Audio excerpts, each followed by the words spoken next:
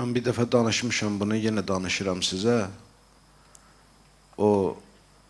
Mən 3 aydır ya 4 aydır getmişdim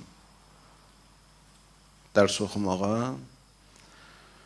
Evlə də rabitə qura bilmirdik, çünki o vaxtı belə telefon yayılmamışdı, evdə də telefon yox idi. Orada olsaydı da oradan zəng eləməyə imkan yox idi. Mən yatdım yuxuda, gördüm ki, Allah ölənlərinizi rəhmət eləsin, mənim rəhmətli anam xəstədir. Mən ayıldım, gördüm ki, bu nəsə belə yuxuya oxşamadı da. Getdim Şama xanım Rüqəyyənin qəbrinə, xanımdan hacət istədim ki, anam üçün şəfa istədim.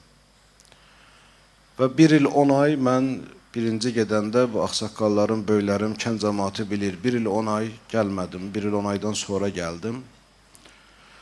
Gəldim, indi anamla əyləşmişik, birdən yadıma düşdü. Dedim ki, mən Suriyə gedəndə, oxumağa gedəndən sonra, 3-4 aydan sonra səndə bir xəstəlik oldu. Dedi, hə, mənim böyrəyimdən elə ağrı tutmuşdu ki, rəhmətli atan gətirirdi, qazı qoyurdu yanıma, elə qabağımda belə oturan yerdə yemək hazırlayırdım.